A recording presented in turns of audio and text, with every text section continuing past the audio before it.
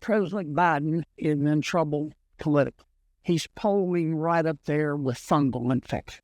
Part of the reason for that is that he gave in to the loon wing of his party, and he dissolved the Southern border.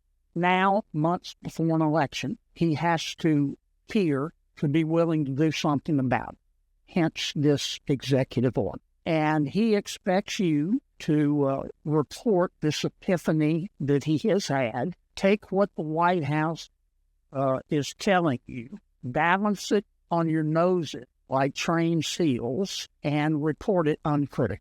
For 3 years, we have watched President Biden mismanage Congress, COVID, the national debt, the economy, inflation, crime, Afghanistan, Iran, the war in Gaza, the war in Ukraine, and now, of course, the border. And every time, I think the president has hit rock bottom. He has managed to find a shovel and continue to dig. Hence, this executive order. And I think that's what the American people see. It's a little late, isn't it, Mr. President? It's a little late. You can't make this cat walk back. The president's border policies have allowed 8 million people to come into our country illegally. If you try to come into our country today illegally, you are a sucker. You are a sucker. All you have to do is present yourself at the southern border. Now, for 3 years, President Biden told us all, there is no crisis at the southern border for reasons clearly stated on the television. And his plan to deal with the crisis at the border was to pretend that there wasn't a crisis at the border. Some of you reported that. Some of you didn't. Well, when the American people figured it out, because they may be poorer under President Biden, but they're not stupid, the Biden administration shifted its strategy. It then said, well, we know there's a crisis at the border, but we don't have any authority to fix it. That didn't work either, because the American people aren't cell-deep stupid. So now he has decided to tell you that he has been born again. He has had an epiphany. He is now a border hawk, and that's what he wants you to report. Look, you can cut the hypocrisy with a knife. You know, I have seen the good side of politics, but I've also seen the dark side. I spent 25 years in the major leagues of Louisiana politics before I was sent down to the minors here in Washington. I have seen the good side, but I've seen the dark side. And this is one of the most cynical things that I have ever seen a politician attempt to do months before an election. It is insulting, it is cheap, it is contemptuous. The American people see that, and I hope you do too. Joe Biden and the Democrats have presided over a criminal invasion of the United States of America. We are facing the worst illegal immigration our nation has ever seen. 11 million illegal immigrants have come in, invited by the Democrats. When Joe Biden came into office, he inherited the lowest rate of illegal immigration in 45 years. All he had to do was nothing.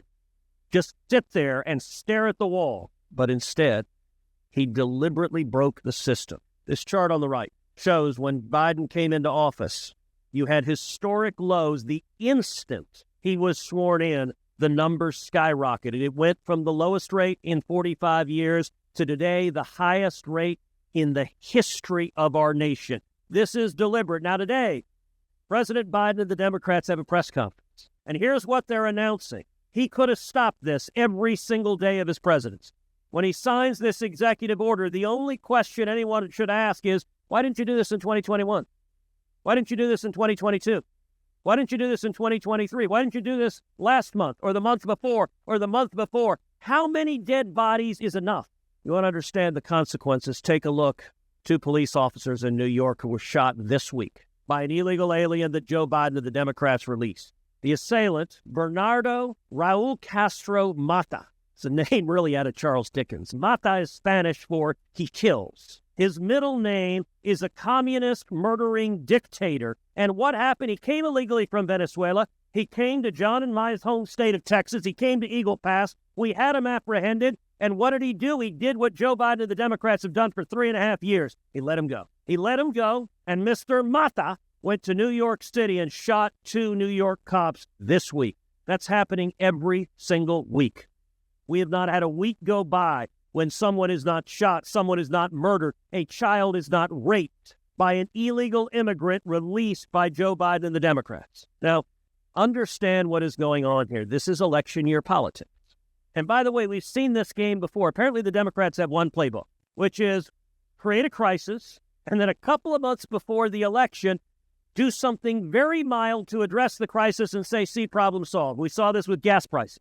Right before the last election, gas prices had doubled. People were hurting. And what did he do? Right before the election, he releases oil from the Strategic Petroleum Reserve. Gas prices fell a little bit, and they victory lap that they've reduced gas prices a tiny bit from the massive historic highs they've had. We also saw this on student loans. Last election, right before the election, what does Joe Biden do? He says, I'm giving away $1 trillion to young people. By the way, young people, come vote for Democrats now.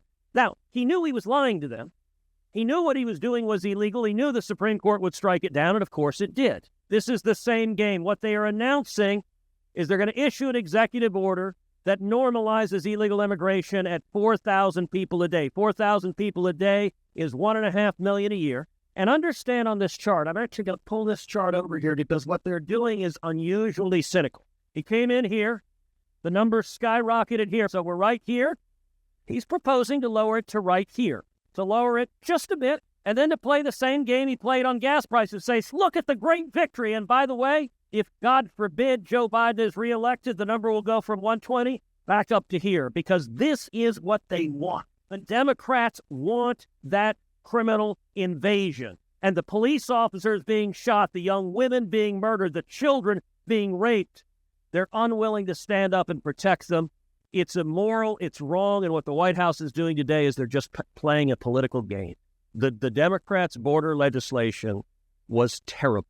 The Democrats' border legislation that Chuck Schumer put forward was actually designed, it was the same thing as this executive order. It was political camouflage. Understand what this Democrat legislation did.